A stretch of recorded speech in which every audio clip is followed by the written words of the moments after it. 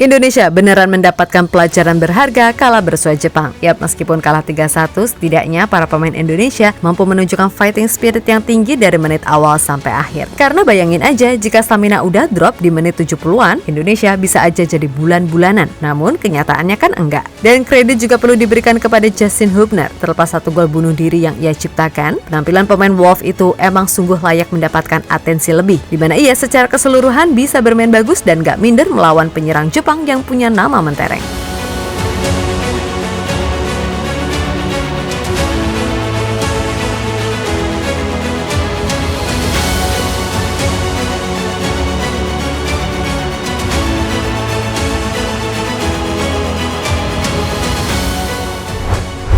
Justin Hubner bisa dibilang menjadi satu nama dari Indonesia yang cukup menjadi sorotan. Yap, tanpa mengesampingkan perjuangan pemain lain yang juga luar biasa, namun Justin ini menunjukkan kalau ia siap untuk melangkah ke level yang lebih tinggi. Dan itu ia perlihatkan betul selama gelaran Piala Asia kali ini. Mulai dari melawan Irak, Vietnam, dan Jepang. Nah, di laga versus Jepang, terlepas dari satu gol bunuh diri yang terjadi, dan itu pun emang 100% gak sengaja, namun penampilan Kapten Wolf U21 itu sungguh layak diberikan apresiasi.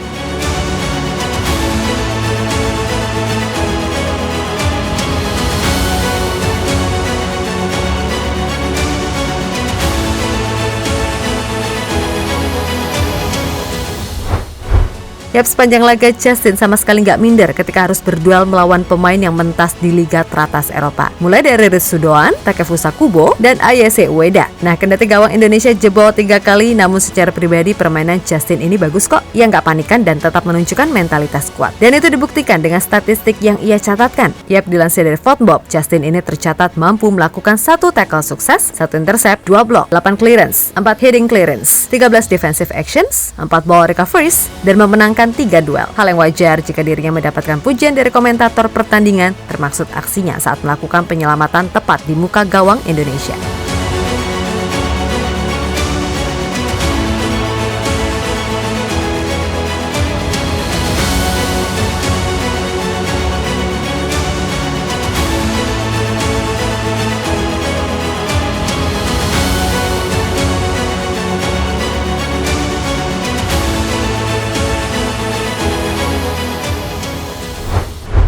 Di sisi lain, penampilan Justin ini juga mendapatkan pujian dari para netizen yang waras. Sebab siapapun yang nonton pasti tahu kalau penampilan Justin ini secara overall oke, terlepas dari gol bunuh diri yang terjadi. Intinya, Justin ini secara mental dan karakter udah oke, sehingga kedepannya ia bisa berkembang lebih jauh. Apalagi kan ibaratnya udah selangkah lagi mencapai mimpi debut di IPL. Dan melihat gimana penampilan Justin di Piala Asia, bukan gak mungkin dalam waktu dekat pemain U20 itu akan segera mendapatkan debutnya di tim utama Wolf. Oleh karena itu, gak heran sih kalau Justin ini digadang-gadang bakal jadi kapten timnas Indonesia di masa depan. Murni karena karakter, leadership, dan juga mentalitasnya.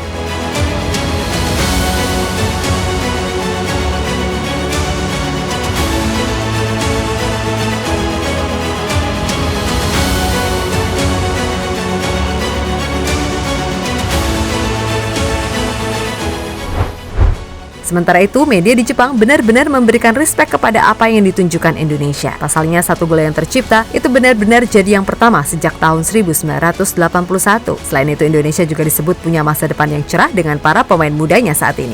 Ini adalah pertama kalinya dalam 40 tahun sejak 1981 Indonesia mencetak gol ke gawang Jepang, sehingga menjadi perbincangan hangat. Sebuah tim yang melihat ke depan dan fokus tidak hanya pada apa yang tidak bisa dilakukan, tapi juga pada apa yang bisa dilakukan akan maju.